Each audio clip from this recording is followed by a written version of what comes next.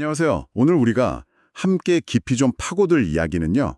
구약성교 창세기에 나오는 인물, 바로 요셉입니다. 그중에서도 특히 창세기 39장 내용인데요. 네, 요셉 이야기. 권혁철 목사님이 정리한 자료를 좀 보면서 우리가 보통 생각하는 형통 있잖아요. 뭐 성공이라든지 편안함, 이런 거랑은 좀 다른 개념을 한번 탐구해 보려고 합니다. 아, 형통의 의미, 흥미로운 주제네요. 네. 아마 당신이 지금 어떤 상황에 계시든 오늘 이 이야기가 좀 특별하게 다가갈 수도 있을 것 같아요. 네, 그럴 수 있겠네요. 자료를 보면 요셉이 아버지 야곱의 사랑을 듬뿍 받던 아들이었잖아요. 네, 채색 옷도 입혀주고 그랬죠. 맞아요. 근데 형들이 이걸 엄청 시기해서 결국 이집트 노예로 팔아버리죠. 그것도 그냥 노예가 아니라 왕의 경호대장 보디발의 집으로 가게 돼요. 아, 정말 하루아침에 신세가 완전히 바뀐 거네요. 그렇죠. 아버지 사랑받던 아들이 갑자기 말도 잘 안 통하는 이국 땅의 노예라니. 세상 기준으로 보면 이거 완전 실패한 인생, 뭐 나락으로 떨어진 거 아닙니까? 네, 그렇게 볼 수밖에 없죠. 보통은요. 그런데 성경은 진짜 놀랍게도 바로 그 시점에서 그 노예가 된 요셉을 딱 가리키면서 그가 형통한 자가 되었다. 이렇게 선언을 한단 말이죠. 아, 그 부분이 정말 인상 깊어요. 노예인데 형통하다. 그러니까요. 이게 도대체 무슨 뜻일까요? 성경이 말하는 형통이라는 게 뭘지 오늘 좀 제대로 파헤쳐 보죠. 좋습니다. 핵심은 바로 이 구절 같아요. 여호와께서 요셉과 함께 하심으로 그가 형통한 자가 되었다. 네, 그 구절이 정말 중요하죠. 다른 설명이 없어요. 뭐 환경이 좋아서 능력이 뛰어나서가 아니라 그냥 딱 한 가지 이유. 하나님이 함께 하셨기 때문에 형통했다.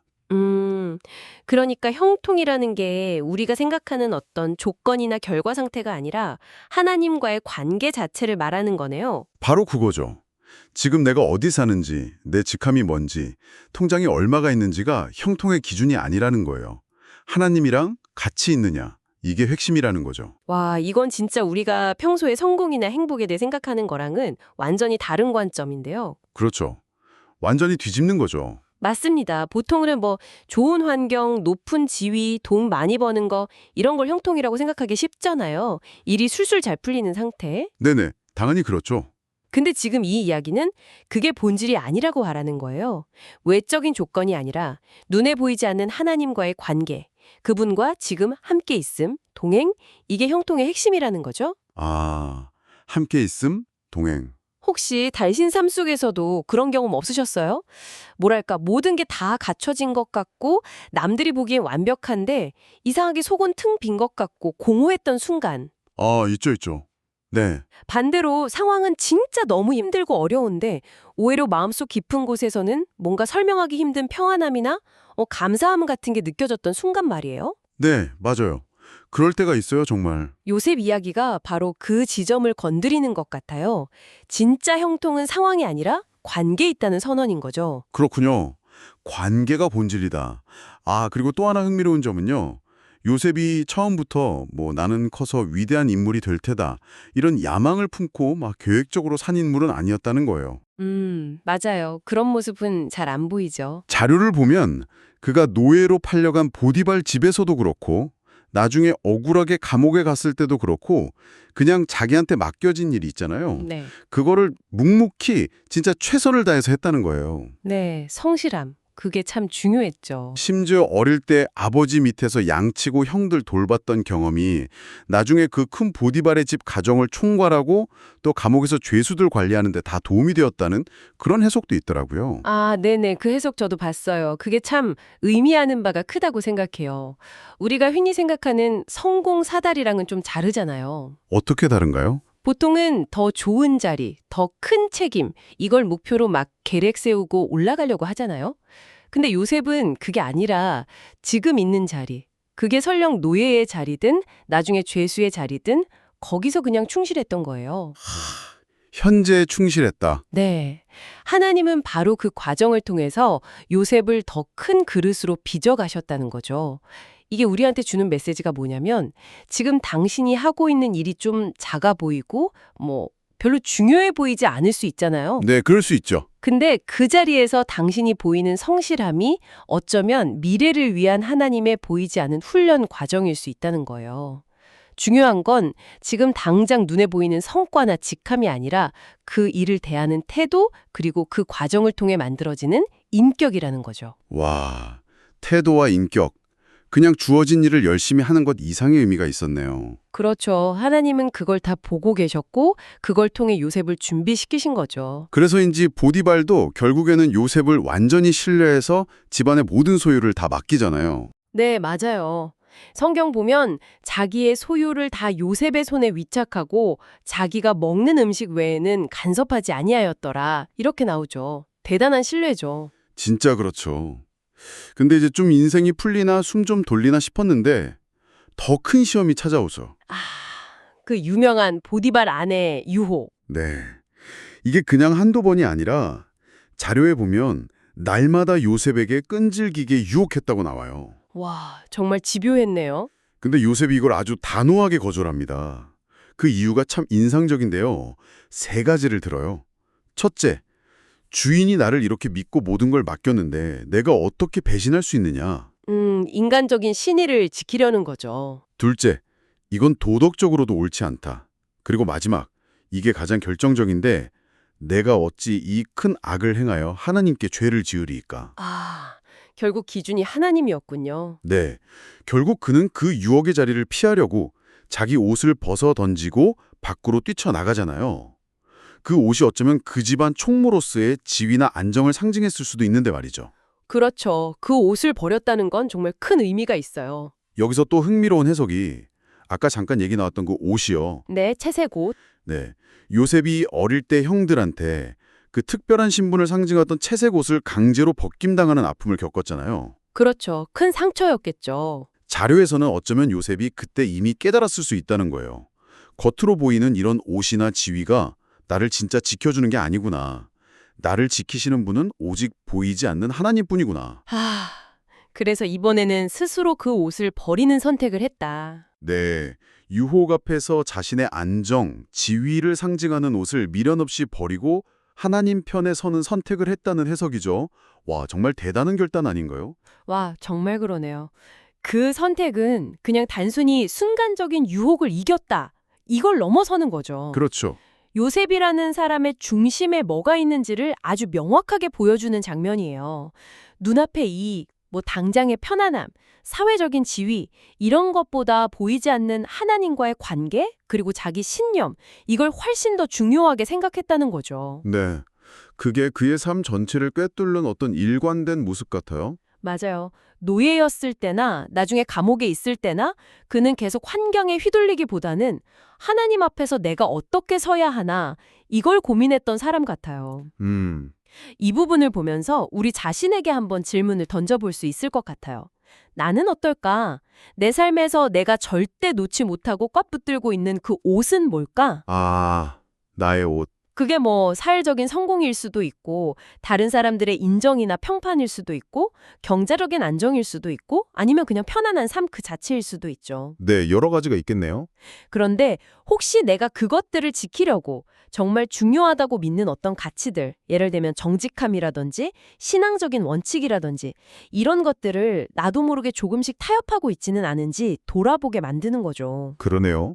그 옷을 벗어던질 용기가 과연 나에게 있을까 생각해보게 되네요. 네, 쉽지 않은 질문이죠. 그런데 그 용기 있는 선택의 결과가 참 안타깝게도 즉각적인 보상이 아니었어요. 네, 오히려 더 나쁜 상황으로 가죠. 맞아요. 보디발 아내가 완전 거짓말을 해서 요셉이 억울하게 감옥에 갇히는 신세가 되잖아요. 노예에서 겨우 총무 자리까지 올라갔는데 이번엔 아예 죄수가 돼서 더 깊은 절망 속으로 떨어진 거죠. 아, 정말 모든 게 끝났다고 생각할 만한 상황이죠. 희망이 없어 보이죠. 네. 그런데 진짜 놀랍게도 성경은 여기서 또 다시 마치 대자위처럼 아까 노예로 팔려갔을 때랑 거의 똑같은 구절을 반복해요. 어떤 구절이죠? 여호와께서 요셉과 함께 하시고 그에게 인자를 더하사 간수장에게 은혜를 받게 하시매. 와, 또 함께 하시고. 네. 감옥이라는 최악의 상황에서도 하나님은 여전히 요셉과 함께 하셨고 은혜를 베푸셨다는 거예요. 그래서 간수장의 마음까지 움직여서 결국 감옥의 모든 실무를 요셉이 맡게 되잖아요. 심지어 왕의 죄수들까지 돌보게 되고요. 네, 이 부분이 바로 사람들이 흔히 말하는 하나님의 섭리라는 영역이 아닐까 싶어요. 섭리요? 네, 겉으로 보면 완전 최악의 상황, 실패 그 자체 같은데 그 이면에서는 우리가 알지 못하는 하나님의 더 큰 계획이 진행되고 있었다는 거죠. 생각해 보세요. 감옥이라는 그 절망적인 공간이 역설적이게도 요셉이 나중에 이집트의 최고 권력층과 연결될 수 있는 진짜 예상치 못한 다리가 된 거잖아요. 맞네요. 거기서 술 맡은 관원장 만나서 꿈 해몽해주고 나중에 파라오 앞에 서게 되니까. 그렇죠. 뿐만 아니라 그 감옥에서 온갖 종류의 죄수들을 관리하고 뭐 행정 업무 같은 걸 처리했을 거 아니에요? 네, 그랬겠죠. 그 경험이 사실은 훗날 그 거대한 이집트 제국 전체를 다스려야 할 총리로서 필요한 실무 능력, 리더십 이런 것들을 연마하는 아주 귀중한 훈련의 시간이 되었다고 볼 수도 있는 거예요. 와, 그렇게 볼 수도 있군요. 감옥이 훈련소였다니. 그러니까 여기서 다시 한번 강조되는 핵심은 성경이 말하는 형통이라는 게 고난이 전혀 없는 꽃길만 걷는 상태가 아니라는 거죠. 네, 그건 확실히 아니네요. 오히려 고난의 한복판에서도 절망의 끝에서도 하나님이 나와 함께 하신다는 것을 믿고 경험하는 상태, 그게 진짜 형통이라는 거예요. 고난 속의 동행. 네, 그래서 혹시 지금 당신이 좀 억울한 일을 당했거나 부당하다고 느껴지는 힘든 시간을 보내고 있다면 이 요셉의 이야기가 그 상황을 전혀 다른 눈으로 바라볼 수 있게 하는 어떤 용기나 위로를 줄 수 있을 거라고 생각해요. 네, 정말 그럴 것 같습니다. 결국 이 창세기 39장이 우리에게 들려주는 요셉 이야기는 우리가 어떤 자리에 있든 노예든 죄수든 총리든 상관없이 또 어떤 상황에 처해 있든 하나님과 함께하는 삶 그 자체가 진짜 형통이다. 이걸 아주 강력하게 보여주는 것 같아요. 네, 맞습니다. 우리가 진짜 붙들어야 할 건 세상이 말하는 성공, 안정, 사람들의 인정 이런 잠깐 있다 사라질 것들이 아니라 어떤 상황에서도 변함없이 우리와 함께 하시는 그 하나님을 믿고 그분의 말씀대로 살려고 애쓰는 그 삶 자체라는 거죠. 그렇죠. 요셉은 정말 실패라고 불릴 만한 자리, 또 엄청난 유혹, 그리고 억울함이라는 큰 시련들을 겪었지만 그 속에서도 끝까지 하나님을 붙들고 견뎌냈잖아요. 네, 그 믿음이 참 대단하죠. 그리고 결국 하나님은 바로 그런 요셉을 통해서 그 자신뿐만 아니라 그의 온 가족, 그리고 이집트 전체, 나아가 주변의 수많은 민족을 끔찍한 기근에서 구해내는 놀라운 복의 통로로 사용하셨다는 거죠. 네, 자료에서도 그 부분을 아주 인상 깊게 지적하는데요. 어떤 부분인가요? 놀랍게도 하나님을 몰랐던 이방인 보디발조차도 요셉을 보면서 여호와께서 그와 함께 하심을 보았다고 성경에 기록되어 있다는 점이에요. 맞아요. 보디발이 봤다고 했죠. 이게 뭘 의미하냐면 하나님께서 아주 오래전에 믿음의 조상 아브라함에게 하셨던 약속 있잖아요. 땅의 모든 족속이 너로 말미암아 복을 얻을 것이다. 네, 그 유명한 약속. 그 약속이 지금 요셉을 통해서 성취되고 있다는 걸 보여주는 아주 강력한 증거라는 해석이에요. 와, 아브라함의 복이 요셉을 통해 흘러가고 있었다. 그렇죠. 즉 하나님과 제대로 동행하는 한 사람의 삶이 주변 사람들에게, 심지어 하나님을 전혀 모르는 사람들에게까지 얼마나 선한 영향력을 미치고 또 하나님의 살아계심을 드러낼 수 있는지를 아주 생생하게 보여주는 거죠. 그렇군요. 단순히 나 혼자 잘 믿는 게 아니라. 네, 이건 그냥 개인적인 경건함의 차원을 넘어서는 거예요. 우리가 속한 공동체, 더 나아가 세상에 대한 어떤 책임까지 생각하게 만드는 거죠. 이런 관점에서 보면 당신의 삶 역시 당신이 그걸 의식하든 못하든 주변 사람들에게는 하나님을 보여주는 일종의 창이 될 수 있다는 거예요. 나의 삶이 창이 된다. 네. 그렇다면 어떻게 하면 내 일상 속에서 내 말과 행동을 통해서 나도 그런 복의 통로가 되어서 좋은 영향력을 흘려보낼 수 있을까? 이걸 한번 고민해 볼 만한 지점인 것 같아요. 네, 정말 중요한 질문이네요. 자, 오늘 요셉의 이야기를 통해 살펴본 형통에 대한 심층 분석, 좀 정리를 해볼까요? 핵심은 이거 같아요. 형통은 우리가 열심히 노력해서 도달해야 할 어떤 결과물이나 목적지가 아니라는 것. 네, 그게 아니죠. 오히려 지금 이 순간 내가 어떤 상황에 있든지 하나님과 함께 걷고 있는 이 여정, 이 관계 자체가 형통이라는 거죠. 에 초점을 맞추는 것. 이게 중요한 관점의 전환이죠. 네.